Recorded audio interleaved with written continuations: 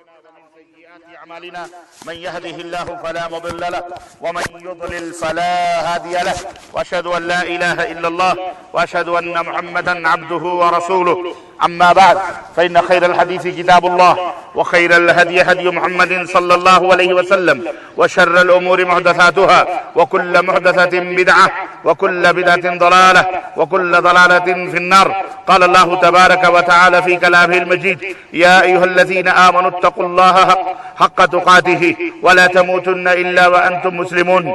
يا أيها الناس اتقوا ربكم الذي خلقكم من نفس واحدة وخلق منها زوجها وبث منهما رجالا كثيرا ونساء واتقوا الله الذي تساءلون به والأرحام إن الله كان عليكم رقيبا. يا أيها الذين آمنوا اتقوا الله وقولوا قولا سديدا يصلح لكم أعمالكم ويغفر لكم ذنوبكم ومن يطع الله ورسوله فقد فاز فوزا عظيما. وقال تعالى: إنا آتيناك الكوثر فصل لربك وانحر إن شانئك هو الأبتر. وقال تعالى: والفجر وليال عشر. اللهم صل على محمد وعلى آل محمد كما صليت على إبراهيم وعلى آل إبراهيم إنك حميد مجيد. اللهم بارك على محمد وعلى آل محمد كما باركت على إبراهيم وعلى آل إبراهيم إنك حميد مجيد. تمام قسم کی حمد و ثنا کبریائی اور بڑائی اس اللہ عز و جل کے لیے لائق و زیبا ہے جس نے ہمیں اور آپ کو پیدا فرمایا، اور بے بہا درود و سلام اس ذات مبارکہ مطہرہ کے لیے جن کا نام نامی اس میں گرامی احمد مجتبی محمد مصطفیٰ صلی اللہ علیہ وسلم ہے. اللہ اکبر اللہ اکبر لا الہ الا اللہ واللہ اکبر اللہ اکبر وللہ الحمد. برادران اسلام، نوجوان دوستوں، بزرگوں اور بھائیوں اور قابل احترام اسلامی ماؤں اور بہنوں، ذی الحجہ 12واں اسلامی مہینہ ہے اور یہ حرمت والے مہینوں میں سے ایک مہینہ ہے جو دو عظیم عبادتوں کے اوپر مشتمل ہے. اس میں دو عظیم عبادتیں، ایک حج بیت اللہ اور دوسری قربانی. یہ عظیم الشان عبادت ہے. پورے سال میں صرف یہی ایک مہینہ ہے جس میں حج کیا جاتا ہے. اس مہینے کی 8ویں تاریخ کو یوم الترویہ، 9ویں تاریخ کو یوم عرفہ، 10ویں تاریخ کو یوم النحر اور 11، 12، 13 کو یوم تشریق بالترتیب کہا جاتا ہے. یہ مہینہ ایک مقدس اور مبارک مہینہ ہے جس کے فضائل احادیث نبویہ صلی اللہ علیہ وسلم میں بے شمار وارد ہیں. قرآن میں ایام معلومات اس کے پہلے عشرے کو کہا گیا ہے جسے اللہ نے محبوب رکھا ہے. رب ذوالجلال نے ارشاد فرمایا: والفجر ولیال عشر، قسم ہے فجر کی اور 10 راتوں کی. 10 راتوں کی تفسیر مفسرین کی ایک بڑی تعداد نے ذی الحجہ کی 10 راتیں پہلی تاریخ سے لے کر کے 10 راتیں فرمائی ہیں. حضرت جابر رضی اللہ تعالیٰ عنہ سے روایت ہے کہ والفجر ولیال عشر سے مراد صبح اور عشرے مراد ہیں، اور عشرہ یہ نہر ہے یعنی ذی الحجہ کا پہلا عشرہ ہے جس میں یوم النحر یعنی قربانی کا دن شامل ہے. حضرت عبداللہ ابن عباس رضی اللہ تعالیٰ عنہ سے مروی ہے کہ نبی کریم صلی اللہ علیہ وسلم نے فرمایا کہ اللہ کے نزدیک کوئی عمل اتنا پسندیدہ نہیں جتنا کہ ذی الحجہ کے ان 10 دنوں کے ہیں یعنی عشرہ ذی الحجہ. اس حدیث کو بخاری نے روایت کیا ہے. جبکہ ابو ہریرہ رضی اللہ تعالیٰ عنہ فرماتے ہیں کہ کوئی دن اللہ کی نظر میں عشرہ ذی الحجہ سے زیادہ محبوب نہیں ہے. اس میں ایک روزہ اس مہینے کا ایک روزہ 1 سال کے روزوں کے برابر اور قیام بھی 1 سال کے قیام کے برابر ہے. رسول اللہ صلی اللہ علیہ وسلم نے ارشاد فرمایا کہ مجھے امید ہے کہ اللہ یوم عرفہ کے روزے کا بندے کے لیے 1 سال پہلے اور بعد کے گناہوں کا کفارہ بنا دے گا. یہ حدیث صحیح مسلم کے اندر ہے. تو جنہوں نے یوم عرفہ کا روزہ رکھا یعنی 9ویں تاریخ کا، الحمدللہ یہ یقین رکھیں کہ اللہ نے آپ کے پچھلے 1 سال کے گناہ اور اگلے آنے والے 1 سال کے گناہ خود بخود یوں سمجھیے اللہ نے معاف فرما دیے ہیں. طبرانی کی ایک روایت ہے کہ آپ صلی اللہ علیہ وسلم نے ارشاد فرمایا کہ ذی الحجہ کے 10 ابتدائی دنوں میں تم تہلیل، تسبیح اور تحمید کیا کرو. اس حدیث کے راوی حضرت عبداللہ ابن عباس ہیں. تو 2 عبادات ہیں جو اس مہینے میں کی جاتی ہیں، بیت اللہ کا حج اور دوسرے قربانی. لہذا یوم عرفہ 9 ذی الحجہ کو حج کا کلیدی رکن سمجھا جاتا ہے اور 10 ذی الحجہ عید الاضحیٰ جو تمام عامت المسلمین کے لیے ہے جس میں سنت ابراہیمی کی پیروی کی جاتی ہے. میرے عزیزوں، میرے دوستوں، آج قربانی کا دن ہے.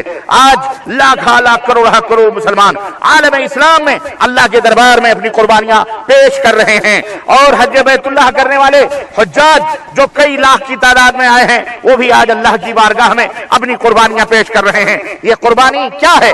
یہ قربانی دراصل حضرت ابراہیم کی اس قربانی کی یاد دلاتی ہے جو انسانی تاریخ کا ایک عظیم واقعہ ہے، جس کے متعلق مسند احمد اور ابن ماجہ کی حدیث ہے، جسے حضرت زید بن ارقم رضی اللہ تعالیٰ عنہ روایت کرتے ہیں کہ نبی کریم صلی اللہ علیہ وسلم سے بعض صحابہ نے پوچھا کہ ما ہی الاضاحی یا رسول اللہ، اے اللہ کے نبی یہ قربانیاں کیا ہیں جو ہم اللہ کے دربار میں پیش کرتے ہیں اور اس کی تاریخ کیا ہے؟ آپ صلی اللہ علیہ وسلم نے فرمایا ہذہ سنت ابیکم ابراہیم، یہ تمہارے روحانی اور نسلی باپ ابراہیم کی سنت ہے۔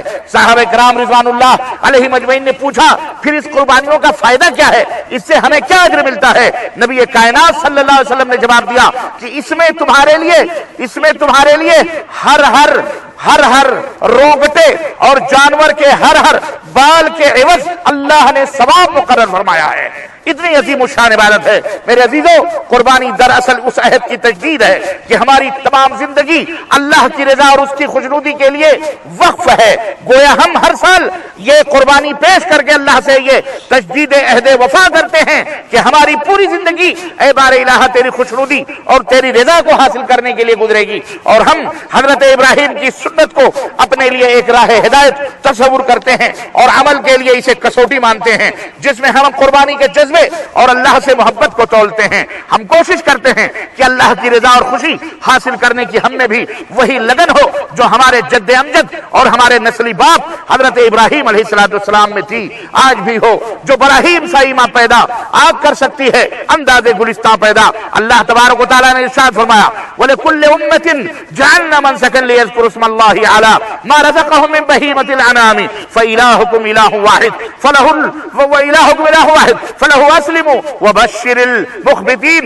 سورہ حج آیت نمبر 34۔ اور ہم نے ہر امت کے لیے ہم نے قربانی مقرر کی تھی، جتنی بھی امتیں آئی ہیں سب میں قربانی تھی، تاکہ اللہ نے جو چار پائے انہیں دیے ہیں ان پر اللہ کا نام یاد کریں۔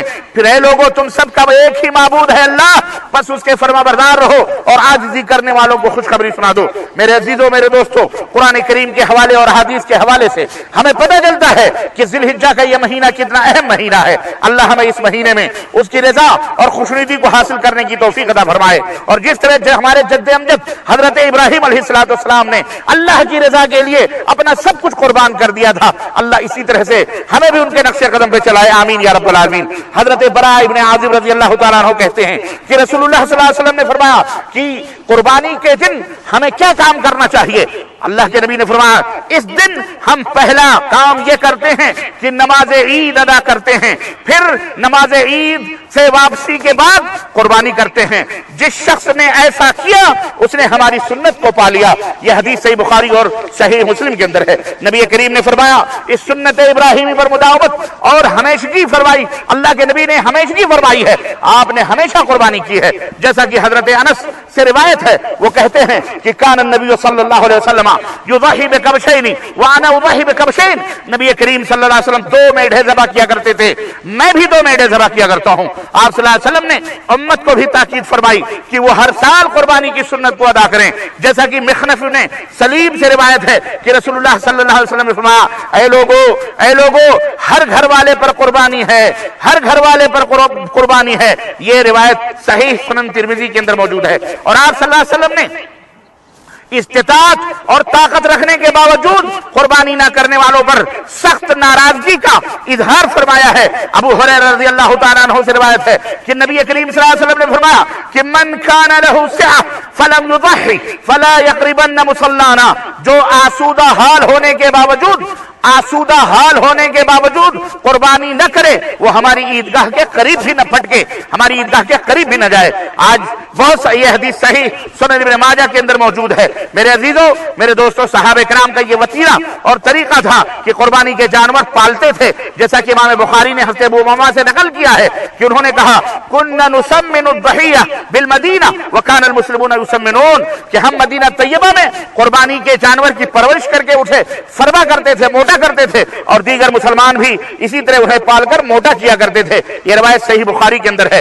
اس لیے قربانی کے جانوروں کو پہلے سے خریدنا اور ان کو پالنا اور پوجنا اور ان کی دیکھ ریکھ کرنا یہ صحابہ کرام کی سنت ہے، اور قربانی طاقت کے باوجود بھی نہ کرنا یہ نہایت ہی بدنصیبی ہے۔ اے مسلمانوں، آج ہم میں بہت سارے ایسے مسلمان ہیں جنہیں اللہ رب العزت نے دیا ہے، سب کچھ موجود ہے، لیکن اس کے باوجود بھی سستی اور کاہلی اور کمزور ایمانی کی وجہ سے نہیں ہم کیسے کر پائیں گے، ہمارے پاس یہ طاقت نہیں، ہمارے پاس وہ نہیں۔ الحمدللہ یہ قربانی کس کے لیے آپ کرتے ہو؟ اللہ کے لیے کرتے ہیں۔ مر جائیں گے، یہ ایک رونگٹے کا بدلہ آپ کو اجر کے بدلے اللہ ثواب اللہ عطا فرمائے گا۔ یہ کب کریں گے آپ کی عمریں گزر رہی ہیں، 10 20 25 سال اور زندہ رہو گے، اس کے بعد ختم ہو جائے گی زندگی، کیا فائدہ؟ اس لیے مسلمانوں اب بخیلی نہ کرو اور قربانی کرو۔ جو شخص قربانی کا ارادہ رکھے اسے چاہیے کہ ذوالحجہ کا چاند نظر آنے کے بعد اپنے بال اور اپنے ناخنوں کو کاٹنے اور تراشنے سے باز رہے، چنانچہ اللہ کے نبی صلی اللہ علیہ وسلم کا یہی حکم ہے۔ اسی طرح سے جب قربانی کر لیں اس کے بعد اپنے ناخن اپنے بال وغیرہ کو کاٹنا چاہیے اور اللہ سے استغفار کرنا چاہیے۔ میت کی طرف سے بھی قربانی میں شریک کرنا، میت کو بھی قربانی میں شریک کرنا جائز ہے، جیسا کہ امام مسلم نے حضرت عائشہ سے روایت کیا ہے کہ نبی کریم صلی اللہ علیہ وسلم نے سینگوں والا میڑھا لانے کا حکم دیا جس کے ہاتھ، پاؤں، پیٹ اور آنکھیں کالی ہوں، چنانچہ وہ آپ کے پاس لایا گیا تاکہ آپ اس کی قربانی کریں۔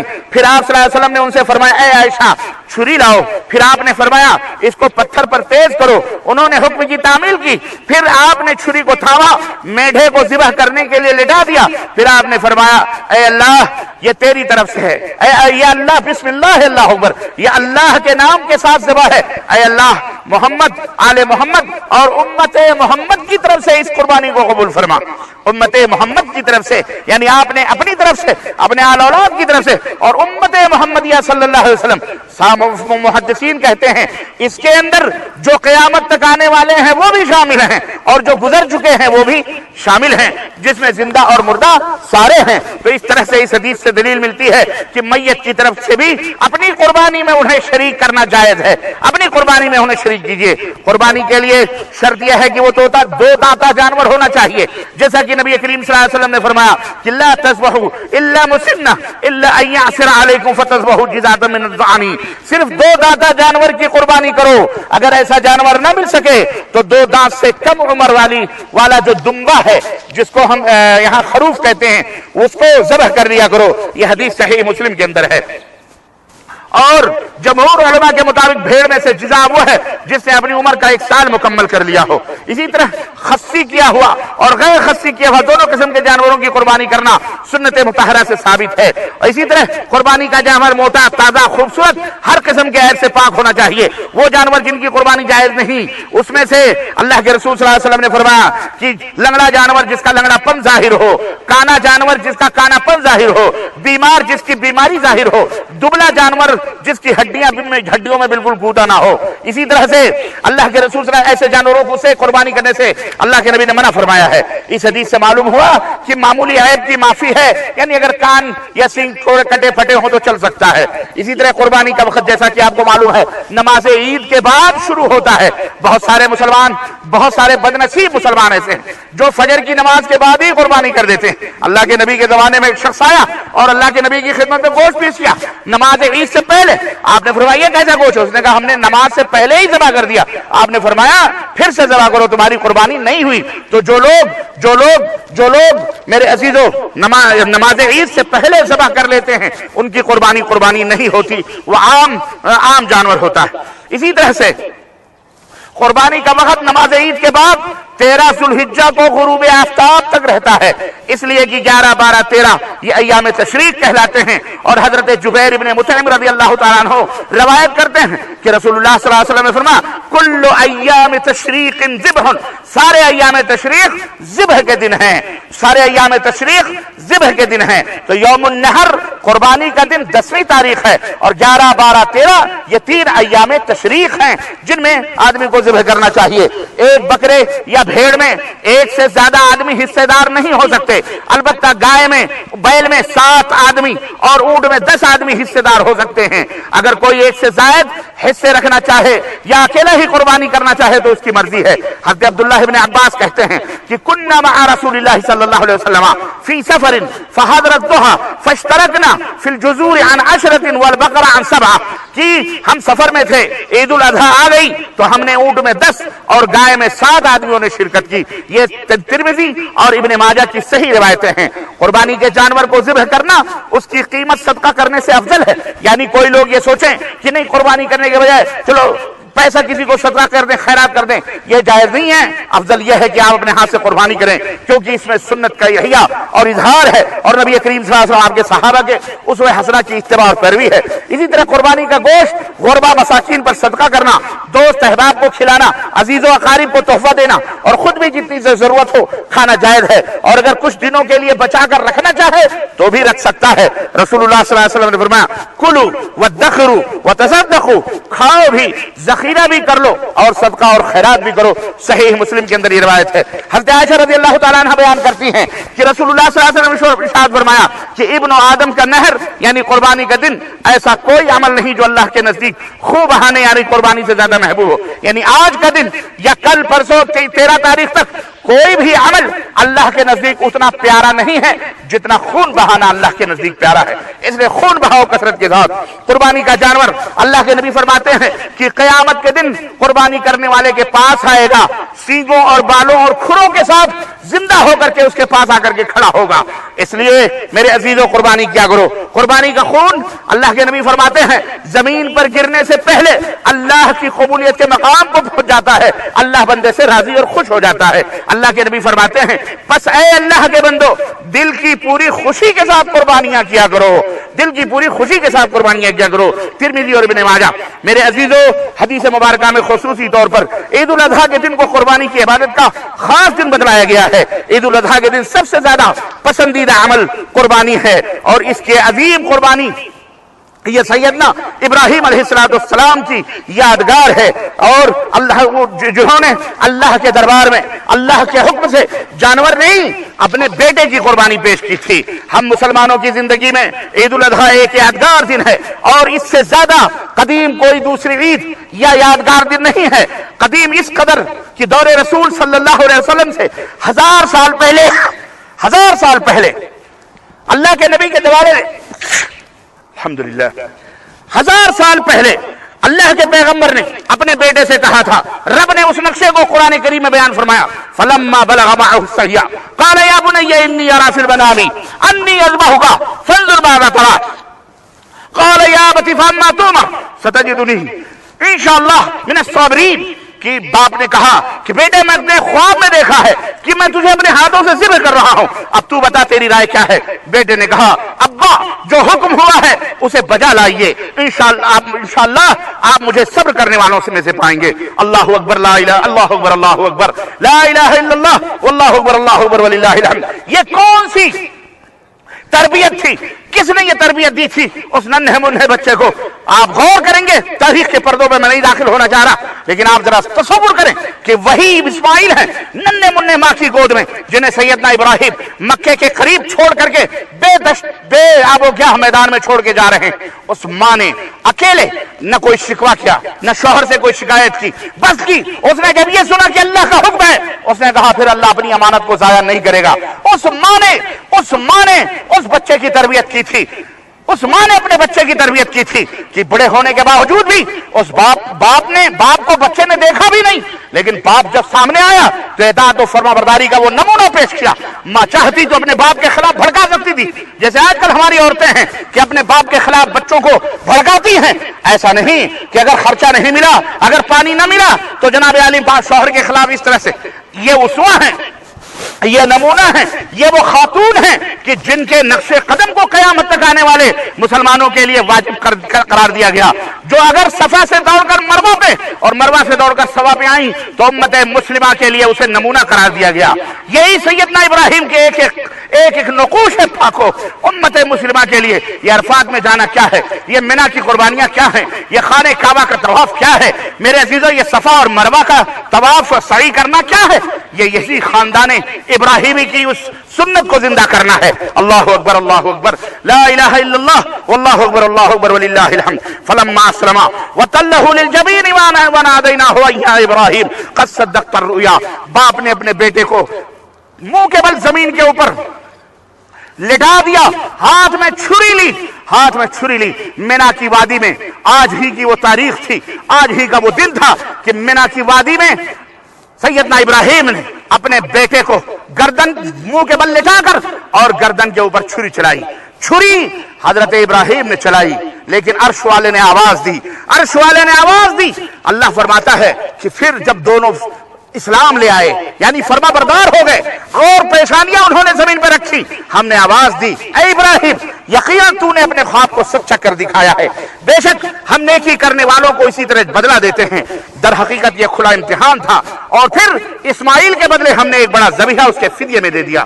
اللہ اکبر لا الہ الا اللہ واللہ اکبر اللہ اکبر وللہ الحمد. ذرا غور کریں, ذرا دیکھیں کہ سیدنا ابراہیم علیہ السلام نے چھری چلائی, چھری چل بھی گئی اور جب آنکھ کی پٹی کھولی تو دیکھا کہ بجائے بیٹے کے جانور ذبح ہوا ہے اور اسماعیل بغل میں کھڑا مسکرا رہا ہے.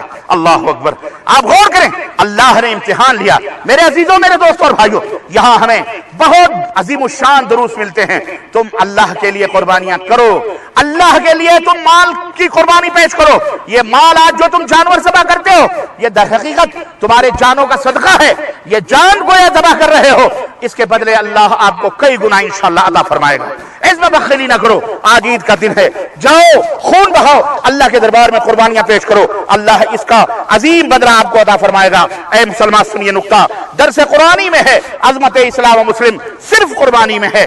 عظمت چاہتے ہو قربانی پیش کرو, رفعت چاہتے ہو, دولت چاہتے ہو, ہر چیز انشاءاللہ اس قربانی ملے گی. اس میں بہت سارے دروس ادھر ہیں. اللہ عز و جل سے دعا ہے کہ اللہ تبارک و تعالی ہمیں رغبت و شوق کے ساتھ, خوشی و مسرت کے ساتھ اس عظیم الشان شعار کو زندہ رکھنے کی توفیق عطا فرمائے اور تمام مسلمانوں کو قربانی کرنے کی توفیق عطا فرمائے. بارک اللہ لنا ولکم فی القرآن العظیم ونفعنی وإیاکم بالآیات والذکر الحکیم انہ تعالی جواد کریم ملک بالرؤوف الرحیم.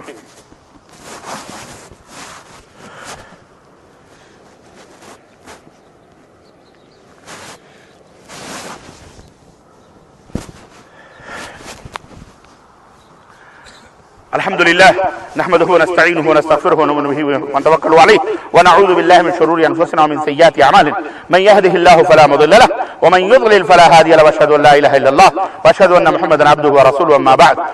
بسم الله الرحمن الرحيم. ان الله وملائكته يصلون على النبي يا ايها الذين امنوا صلوا عليه وسلموا تسليما. اللهم صل على محمد وعلى ال محمد كما صليت على ابراهيم وعلى ال ابراهيم انك حميد مجيد. اللهم بارك على محمد وعلى ال محمد كما باركت على ابراهيم وعلى ال ابراهيم انك حميد مجيد. عباد الله رحمكم الله, ان الله يأمر بالعدل والاحسان وايتاء ذي القربى وينهى عن الفحشاء والمنكر والبغي يعظكم لعلكم تذكرون ولذكر الله تعالى اعلى واولى وعز وجل وتم وعظمه اكبر والله يعلم ما تصنعون.